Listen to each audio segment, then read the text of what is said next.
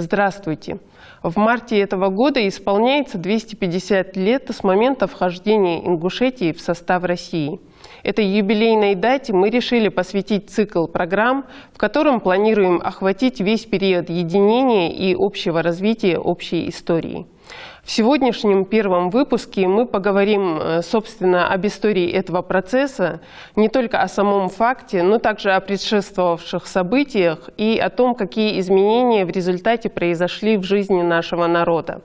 И хотелось бы представить гостя нашей программы, кандидат исторических наук, профессор Ингушского государственного университета Эльза Мужихоева. Здравствуйте, Эльза. Насколько мы знаем, история российско-ингушских отношений, хотя принято официально считать точкой отсчета вот этот вот договор, соглашение 1770 года, но история российско-ингушских отношений, она началась гораздо раньше. И вот как раз-таки хотелось поговорить, прежде чем мы будем говорить о самом вот этом договоре, о подписании, когда, с каких пор, с каких событий началась, собственно, история российско-ингушских взаимоотношений. Поговорить о предпосылках. Вы знаете, дело в том, что население Северного Кавказа, в частности, вот территория Ингушетии и территория будущей Киевской Руси, они друг от друга знали давным-давно. Я вот как-то об этом не говорят, но я хотела бы все-таки углубиться. В третьем тысячелетии до нашей эры у нас появилась бронза, да? И вот в этот период все племена Восточной Европы, они получают бронзу на протяжении 1500 лет, получают бронзу на Северном Кавказе. У нас берут бронзу. Значит, были какие-то отношения. Но государственности еще не было. Мы знаем, что государственность на Руси появилась в IX веке. И вот именно с этого периода Русь очень внимательно смотрит на Северный Кавказ. Потому что здесь перевальные дороги, здесь торговые пути, здесь, значит, путь на Ближний Восток, в страны, вот, значит, Персия, тогда она называлась, значит, вот на эту вот территорию, и поэтому Византия, и поэтому, значит, русские князья, они очень были заинтересованы в складывании таких вот добрых отношений с народами Северного Кавказа. И вот в результате археологических раскопок мы видим, что развиваются торгово-экономические связи. Всегда, как говорится, верхом всех вот таких добрых отношений являются браки между народами. А поскольку мы были далеко, я имею в виду, между нами была великая степь, понимаете, нельзя говорить о том, что вот жили рядом, и женились. Русь целенаправленно направляла на Северный Кавказ, русские князья направляли своих, значит, подчиненных, скажем так, послов, которые с Северного Кавказа брали им невест. И вот мы можем говорить о том, что немало киевских, черниговских, Владимиро-Суздальских князей были женаты на аланках. Алания, мы знаем, что это собирательный термин, и там в Алании, в состав Алании входили многие народы Северного Кавказа, и в частности Ингушетия, и я полагаю, что Ингушетия все-таки была центром территории современной Ингушетии, центром аланского государства. Такой вот момент, который сказался на всей последующей истории, это женитьба сыновей Юрия Долгорукова, Всеволод Большое Гнездо, и второй сын, значит, Андрей Боголюбский. Женитьба их на аланках. Всеволод Большое Гнездо. Уже само имя говорит о том, что у него было очень большое потомство. И это потомство, если я назову некоторые имена, то сразу станет ясно. Это Александр Невский, Дмитрий Донской, Михаил Тверской, Данила Строитель, Иван Калита. И вот, собственно, все московские цари, заканчивая сыном Ивана Грозного, Федора Ивановича. То есть до конца XVI века они правили на Руси. Понимаете? И вот это, конечно, сказалось очень во многих отношениях, которые складывались на Северном Кавказе. Знаете, как-то нам иногда кажется, что женились и женились. Но если мы сейчас такое большое внимание уделяем родству, то в те времена, наверное, еще больше было. Мы ведь ближе были к родовому строю. И мы, и русичи, понимаете? Об одном вот таком вот моменте пишет Дашлуко Дохович Мальсагов в своем очерке о некоторых непонятных местах слова о полку Игореве. Он пишет, что князь Игорь, такая ситуация, князь Игорь, не послушавшись своих братьев, значит, идет в поход на половцев, там предыстория большая, и попадает в плен половцам. И вот его спасает половчанин Авлур. Ну, он, конечно, половчанин, половцы – это кочевники, но половчанин для русичей все, что было южнее их лесов, знаете, все это считалось полем. И поэтому всех, в общем-то, называли половчанинами. И вот этот Авлур, Дашлуко Духович приходит к выводу, что этот Авлур, он принадлежал к народу, говорившему на нахском языке. Почему Дашлуко Мальсаков, по каким таким вот сведениям он понял, что это имеет к нам отношение? Ну, вы знаете, во-первых, Авлур – это ингушское имя. Оно, собственно, даже в начале XIX века это имя у нас было. Основатель Назрани считается Авлуром, понимаете, башня Авлура была. Во-первых, это. Во-вторых, он сопоставляет данные фольклора, этнографии, очень многие такие вот данные, и приходит вот к этому выводу. Ну, возникает, знаете, такой вот вопрос. А зачем ему это было нужно? Правильно ведь? Потому что он подвергал опасности и свою семью, и вообще, как говорится, вступать в конфликт с половцами в то время было не так-то просто. А причина очень простая, понимаете? Дело в том, что вот этот вот Игорь, он был родственником Всеволода Большое Гнездо, и он его поставил на Новгород-Северский престол князем. И получается, собственно, спасали, а Всеволод Большое Гнездо, он наш зять, скажем так, понимаете, за ним его жена была аланкой. И вот помогли своим, ну, это дело чести, как это близко к вашей территории, вот томится этот родственник твоего зятя, и вот такая вот ситуация. Эльза, вот если я правильно поняла, вот эти сведения, характер этих сведений позволяет их идентифицировать именно с нашим народом, да? Да. И он переводится. Это ягненок с ингушского языка переводится это слово, понимаете? Ягненок, родившийся то ли осенью, то ли зимой. Следующее такое вот событие произошло в 1318 году. Мы знаем, что монголо-татары захватили и Русь, захватили Северный Кавказ, но все исследователи, не исследователи, современники того периода, которых посылали, значит, в основном Папа Римский посылал, значит, они говорили о том, что горная зона не была захвачена. Она на самом деле не была монголо-татарами захвачена и сохраняла полную самостоятельность. Дело в том, что монголы-то они кочевники. Вот у них ставка была, значит, это самое, на Волге была одна ставка, то есть стойбище, и второе, значит, хана Золотой Орды, и вторая ставка была на Северном Кавказе. И вот сюда вызвали князя Михаила Тверского для расправы. Он должен был понести наказание. И судя по документам, ну, документы я называю летописи, понимаете, судя вот по этим вот документам, мы приходим к очень такому неопровержимому, скажем так, вот доказательству, что это находилось в районе именно Ингушетии, в районе Карабулак, Плиева, Ачулыки. К нему приходят представители местного населения и говорят: проводники и кони готовы, беги в горы, жизнь сохранишь. Опять возникает вопрос, хоть мы были и независимы, но зачем ссориться с монголами? Понимаете, мы находимся в горах, и потом плоскостная зона, она тоже была под властью монголо-татар. Мы обычно как говорим, горная зона была независимая, а плоскостная зона, она под властью была. Ну, то, что называют игом, понимаете, вот платили дань и все прочее. Михаил Тверской, он, в общем, потомок Всеволода Большое Гнездо. И ему поэтому предлагают побег в горы. Но здесь, понимаете, вот этот вот момент, он еще примечателен тем, что мы видим, что горы были совершенно независимы. И, в принципе, для них дело чести было, для горных жителей, я имею в виду горы, вот, для горных жителей, было дело чести для того, заставить, значит, не позволить, чтобы на их территории пострадал их родственник. Эльза, какие сведения, источники позволяют нам делать даже не предположения, а где-то даже конкретно утверждать вот об этих событиях? Очерк Дашлуко Духовича Мальсагова, он назывался «О некоторых непонятных местах» в слове о полку Игореве. Так он вышел в свет. А вот его дочь Лидия Дашлуковна, она говорила, что первоначально было название «О некоторых непонятых местах». Понимаете, наверное, это и правильнее. Что касается вот этой вот, это в летописях отражено, и впервые об этом написал об Михаиле Тверском написал Виноградов, скажу вам честно. Он писал, значит, о месте казни, как-то вот так вот называется, Михаила Тверского, понимаете?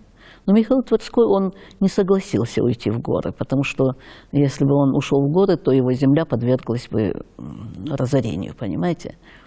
Так вот как-то, ну, неоднократно, вот я историк все-таки, я смотрю, действует, невзирая на последствия. Если слово о полку Игореве со школьных лет нам доступное произведение и, в общем-то, доступный источник, вот о той работе Виноградова, о которой вы сказали, насколько она доступна, есть ли она в наших ингушских фондах, чтобы наши зрители, которые интересуются, могли вот ознакомиться?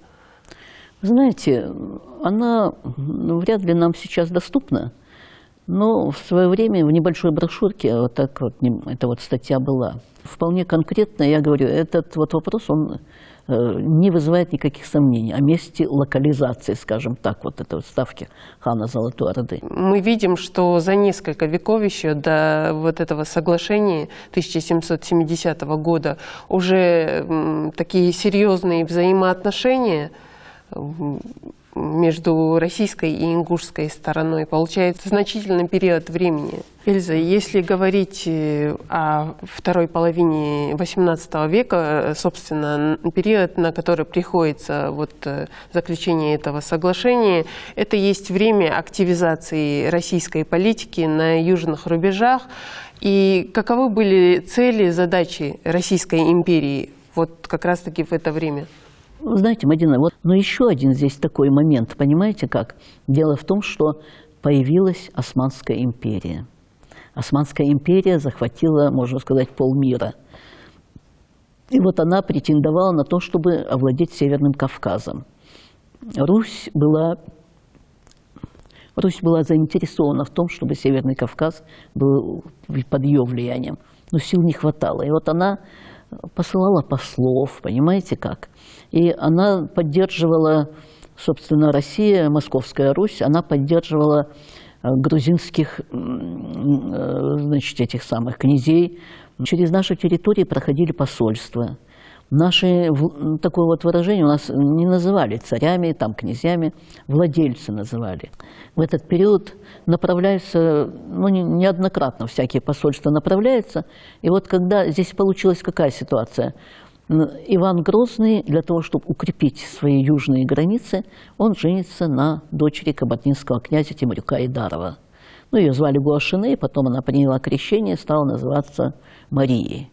И вот это, в результате этого Кавказ становится ближе. Кабардинцы без конца посылают свои посольства, понимаете? И считается 1557 год, принято считать, собственно, датой вхождения Кабарды в состав России. Одновременно с этим, с процессом, да, дает присягу на верность подданства правитель Ларса, владелец Ларса, ну, мы знаем эту территорию, да. По военно-грузинской дороге он контролировал эту территорию. Он, значит, присягает России, Салтан Мурза.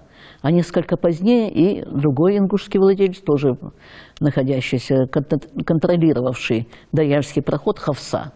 Вот так вот складывались отношения. И постепенно вот наши предки, они постепенно, как говорится, ну, тяготели к России.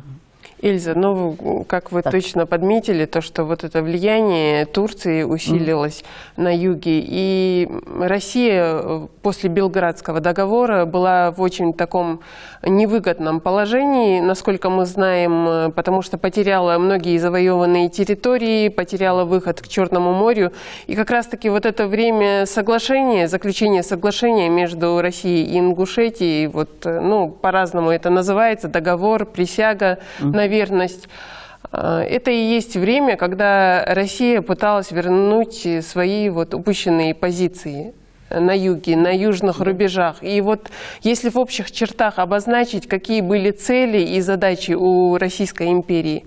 Знаете, дело в том, что вот в начале, ну, скажем так, к середине XVIII века, да, Османская империя была мощнейшей державой, понимаете? Это была самая великая, можно сказать, империя, которая существовала. И Россия не могла с этой державой конкурировать. Поэтому открыто пытаться принять эти народы в состав России ей не удавалось. И вот, судя по Белградскому миру, было принято такое решение, такое компромиссное. Ведь все делалось под религиозной оболочкой, понимаете, типа защита своих братьев, христиан, там, мусульман, все такое. И было решено, что Османская империя будет покровительствовать мусульманам, а Российская империя – христианам. И вот мы начинаем искать христиан. И христианские, значит, храмы есть в Ингушетии, есть в Осетии. И вот специально сюда направляется духовная комиссия, которая должна была вот эти народы, ну, Осетия в тот период, она сама очень активно просилась в состав России. Ингушетии было, конечно, непросто, но в то же время ингуши сохраняли такую вот независимость, скажем так, автономию, и они более солидно себя вели, скажем так. Дело в том, что Ингушетия, вот что она из себя представляла? Ингушетия представляла округа Большие и Малые Ингуши, вот к этому периоду. Большие Ингуши – это центром, 18 селений было, центром селения Ангушт. Малые Ингуши – это жители, выделившиеся из этого округа, в селении, центром в селении 6, значит, сел, центром в селении Шалхи. И поэтому нашли такой вот выход, что типа ищут следы христианства. Одновременно должна была идти христианизация этих народов. Но в принципе, когда вот эта вот христианизация шла, она, знаете как, ну, Россия прекрасно понимала, что это только повод, чтобы принять ингушей в подданство. И ингуши тоже прекрасно понимали. Понимаете, они очень, как говорится, просто на этот процесс смотрели. Вот если весь Северный Кавказ взять как единый такой вот, единое целое, период феодальной раздробленности. А если это, то значит что? Бесконечные набеги, бесконечные пленения, ну, феодальная междоусобица.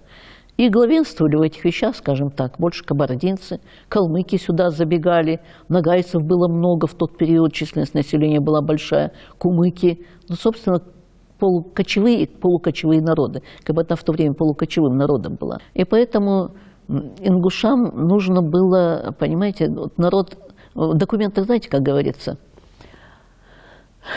ингушский народ, будучи трудолюбив и покоен, искал освободиться, значит, от нападения кабардинцев, кумыков и всех прочих, понимаете? Вот, Эльза, мы подошли как раз к этому. Вот то, что мы обозначили, что и российской стороне необходим был вот этот договор, ну, соглашение, вот такая договоренность. Ну, насколько нам известно, и нашему народу на тот момент этот договор был крайне необходим. Вот, принятие присяги, вхождение в состав России. И если в общих чертах, в чем заключалась эта необходимость, вот, если так обозначить в общих чертах? Ну, для России необходимость была очень большая, потому что Северный Кавказ, понимаете, если, допустим, тут Османская империя утвердилась бы на Северном Кавказе, она бы очень сильно беспокоила южные рубежи России. А если Российская империя, если она будет владеть Северным Кавказом, то все, Кавказские горы, они уже преграда для и Османской империи, и для Персии, ну, нынешний Иран, понимаете? Ингуши, они не спешили, понимаете, как говорится, вот, там некоторые авторы писали, что вот они просились, нет. Когда уже вот процесс уже пошел, когда уже начали их принимать, и они объявили о своей пророссийской ориентации, понимаете, вот тогда уже Кабарда там и другие, значит, народы, они стали их беспокоить. И тогда уже они заявляли о том, что ну давайте доведем до конца вот это вот, как говорится, вот этот вот процесс. И поэтому они ну, совершенно не спешили вот это делать. И впервые, знаете как, к ингушам пришли и предложили принять христианство и заодно подданство летом 1756 года. Получилось так, что ну, у нас была своя разведка, была своя дружина, все это было, понимаете, все атрибуты государственности были. И вот они, значит, ингуши стояли в лесочке, так я представляю, наверное, в пойме реки Терек. Они стояли там и ждали нападения кабардинцев, сообщили, что будет нападение, чтобы предотвратить это. И вот в этот период к ним является вот этот вот священник, этот иеромонах Григорий, и предлагает, говорит, если вы примете, значит, пророссийское такое вот направление, то мы будем вас можем защитить от кабардинцев. И, вы знаете, сразу ответа не дали. Собрались 60, по-моему, старшин, обсуждали очень долго этот вопрос, и вот был решен вопрос, что нужно, значит, да, мы решили, значит, как говорится, идти, в общем, начать процесс вхождения в состав России, подданства. Вот этот 1756 год, этот переломный этап в русско-ингушских отношениях. Эльза, ну вот говоря вообще о подписании этого соглашения, договора, интересы России на Кавказе, в частности, вот в Ингушетии, ограничивались не только территориальными аспектами, и, насколько мы знаем, интересовали ли и ресурсы Кавказа, Ингушетии. И вот как раз-таки, если вы можете в общем охарактеризовать уникальность, во-первых, наших природных ресурсов, вот какой интерес для России представлял Кавказ, в частности, Ингушетия, в ресурсном отношении? Вы знаете, дело в том, что Россия уже при Петре Первом очень активно уже начинает развиваться капиталистические отношения. Это еще не развитый капитализм, но очень, как говорится, развивается промышленность, примитивная, правда, все прочее, вот это вот. И поэтому Россия превратилась в империю. Еще Петр I, он сюда, значит, во время своего персидского похода, сюда на Северный Кавказ отправлял своего лейб-медика Шобера, чтобы он разведал нефть, в общем, и другие полезные ископаемые. Но это делалось очень осторожно, потому что эта территория была неспокойная для России. А в этот период, в 1768 году, под видом охотников на туров была прислана целая, значит, в общем, были ученые, которые прошли через всю эту территорию. У нас нашли, значит, эти самые железа и говорили о том, что ингушские, значит, железные изделия, не железные, они чугунные, в общем-то, были. Чугунные изделия очень пользуются большим спросом на Северном Кавказе, но они чрезвычайно примитивные по своему, естественно, вот делалось. Поэтому одновременно шел вот этот вот самый и этот процесс. И потом уже, вот в 1768 году началась очередная русско-турецкая война. Все. Раз война началась, все договоры, которые были ранее, значит, заключены, эти договоры потеряли силу.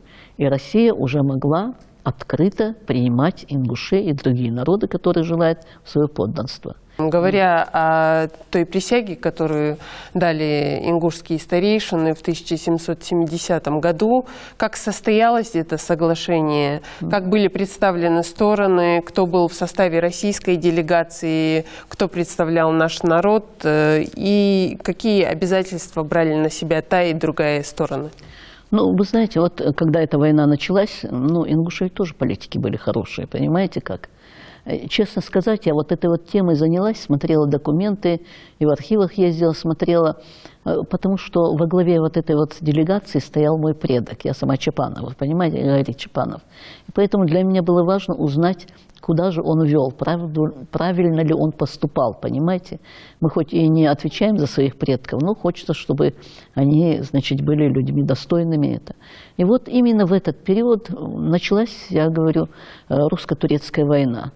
И наши предки, конечно же, они знали, какая ситуация, понимаете, деды, скажем так, какая ситуация. И поэтому они, в документах говорится о том, что явились, значит, ингушская делегация в составе 24 старшин, а 24 старшины – это от округов, от каждого селения, от кругов большие и малые ингуши. Во главе с Гарри Чапановым или Гарс Чапанов, так по-разному пишут, и Сурхаем Мирзоевым. И заявили, значит, как присланные от всего народа, о желании вступить в вечное ее императорского величества подданства. И попросили прислать, значит, официальное лицо, которое бы приняло у них присягу. И это официальное лицо был офицер де Гостий. И вот 4, 5, 6 по старому стилю марта 1770 года, а по новому стилю 17, 18, 19 в районе Ангушта, это центр Ингушетии, плоскостной был в то время, вот в районе Ангушта состоялась, значит, присяга ингушей. Но причина, знаете, какая еще? Ингуши хотели, чтобы, собственно, на территории Кавказа были мирные отношения. Понимаете? Мы тянулись к миру. Я даже статью, которую написала вот по этому поводу, я ее назвала «На пути к миру». Мы хотели мира. Это первое. Чтобы не было ни набегов соседних народов, не было ни набегов, значит, крымских ханов, этих персидских шахов, понимаете, во главе своих войск, или Османской империи. Вот эта вот ситуация. И поэтому вот это вот вхождение у нас вот так вот оно получилось так.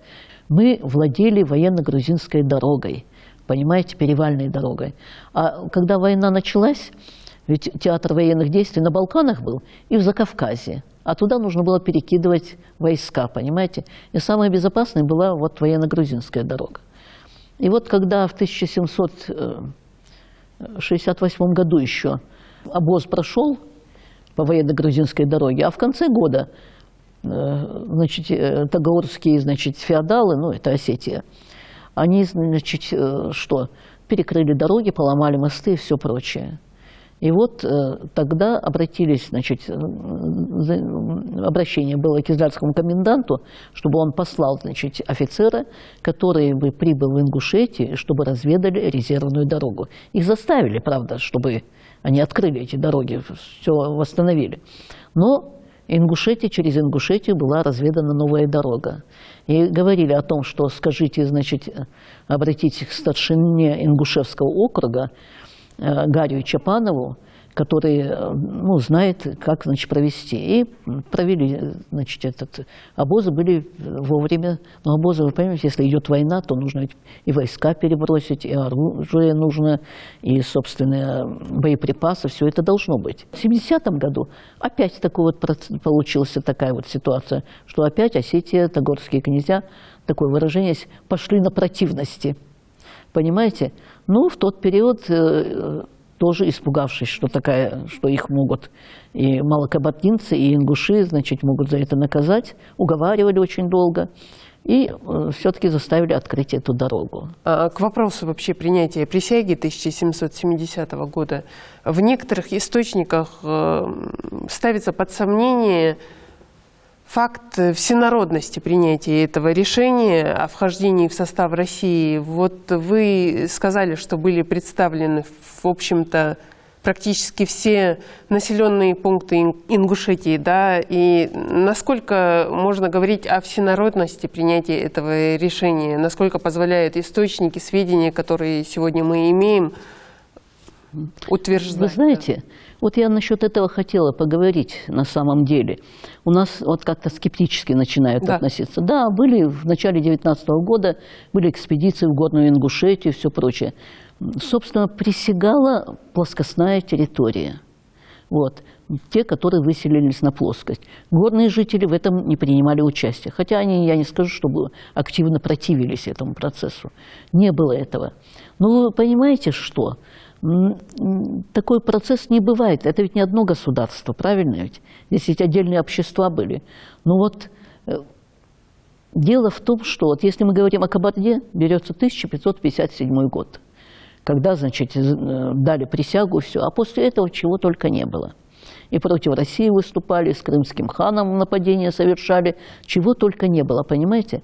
Берем Дагестан, 1813 год дают, Гюлистанский мир. Что после этого? После этого Кавказская война. А год 1813 у нас. Берем Чечню.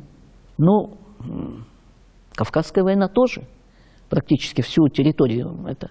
Но в последнее время начинают говорить о том, что начало союза, складывания союзнических отношений. Потому что Кавказскую войну никуда не денешь. И самое главное, то, что вот как в Ингушетии, такой, как говорится, такого нет ни у одного народа Северного Кавказа. Понимаете как? И у нас мы не были покорены силой оружия. Мы дали присягу на верность подданства, и этой присяги никогда не изменяли. Понимаете как? Так что вот это. Что касается Осетии, я вам скажу, тоже в 1770 году присягали. А затем они эту присягу нарушили, пустились на противности, понимаете? И что получается? И у них ученый Блиев, он пишет, в 1774 году был заключен Кучук-Канерджийский мир. Вот русско-турецкая война закончилась, и эти территории, они уже, ну так вот, официально, международном такому вот уровне, они вошли в состав России. И вот, ну, Осетию, понимаете, там слишком много дат, и слишком много таких вот вещей, которые, ну, когда присяга нарушалась. И поэтому какую-то дату Ивлеев предлагает именно эту дату, 774. Ну, дабы Осетия не была одна, понимаете, туда притягивают и Ингушетию. Но нам не нужно 774. У нас в 1770 году плоскостные ингуши присягнули. Потом постепенно идет процесс вхождения других обществ, горных обществ. 1774 год, вот, о котором вы говорите, Эльза, это год завершения русско-турецкой войны, насколько мы знаем. Насколько это взаимосвязано было вот с этим, то, что эта дата вот так вот обозначается? Вы знаете, я вот хотела как раз вот об этом сказать. Дело в том, что Россия прекрасно понимала, что от позиции ингушей зависит очень многое. Дело в том, что Османская империя была очень сильна на тот период. Это была империя. В нее в состав входило очень много народов. Там военное дело было очень хорошо поставлено. И России тяжело было с ней воевать. И если бы многое зависело, если бы, допустим, ингуши как-то проявили себя негативно по отношению к России в этот период, воспользовавшись ситуацией, понимаете? Или, допустим, нажиться хотели бы, как тагаотские феодалы, или, допустим, вообще решили перейти на сторону Османской империи, решив, что она посильнее, она, может быть, захватит, то неизвестно, как бы закончилась русско-турецкая война. Понимаете? Очень много зависело. А потом, в последующем, кабардинские князья тоже они требовали, чтобы ингуши присоединились к восстанию. А ингуши говорили, что мы дали присягу на верность подданства, и поэтому мы, значит, эту присягу будем соблюдать.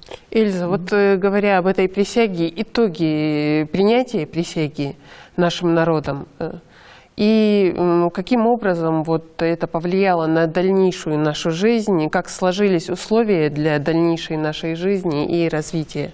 Вы знаете, самое главное – это безопасность. И вот кавказские народы, они прекрасно это понимали все. Но Ингушетия в тот период, она была маленькая, но она была достаточно сильной, понимаете? Могла выставить там достаточно большое количество, до 1000 всадников, вот эти плоскостные населения могли. По тем временам это много вооруженных людей, оружейных людей, как писали. Понимаете? Но в то же время, как говорится, ингуши желали мира.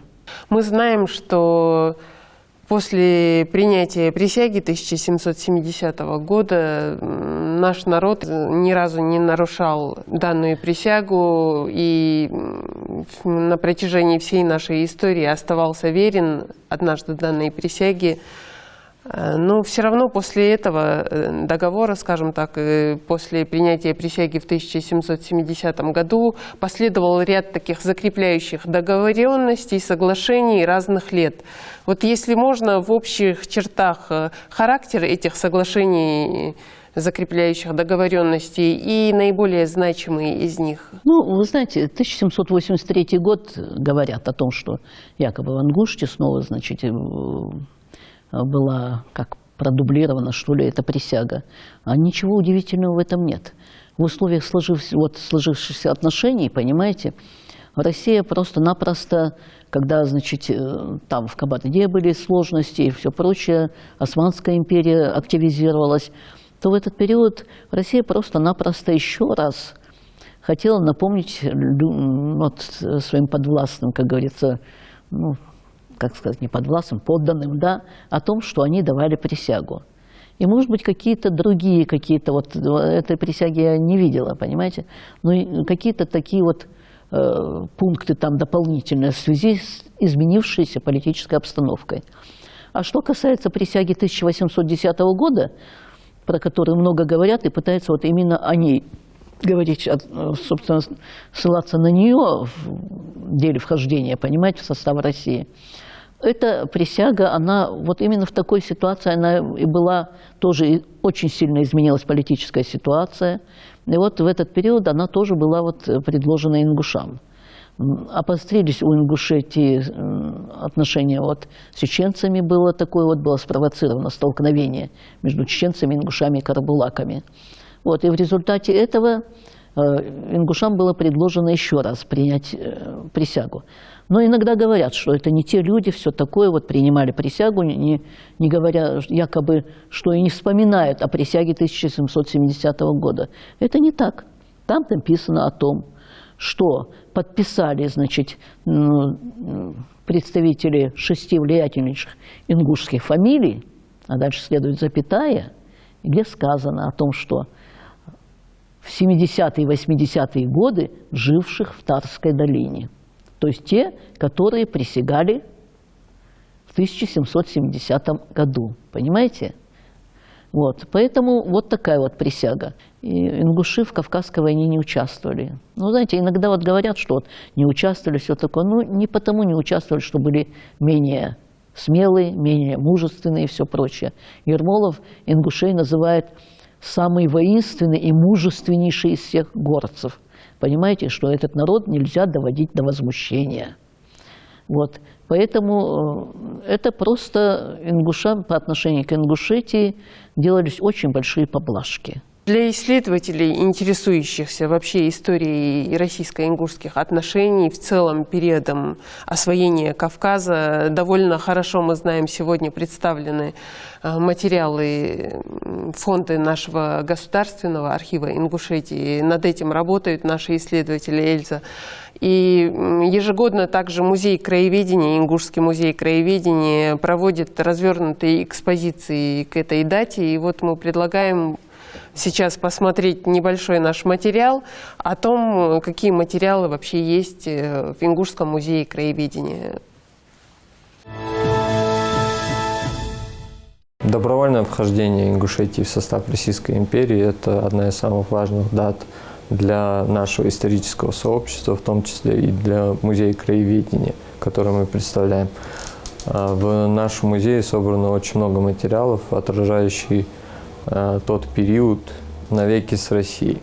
Автор этой картины отобразил подписание договора о добровольном вхождении Ингушетии в состав Российской империи. Со стороны Ингушетии там представлено местное население, в том числе и старейшины. В музее краеведения есть начальный эскиз картины «Навеки с Россией».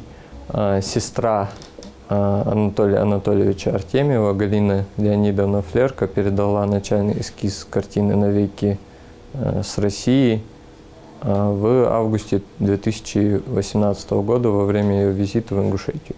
Также наш музей каждый год готовит выставку, посвященную этой дате, и каждый год она обновляется, так как заслуги наших земляков перед Российской Федерацией все полнится и полнится.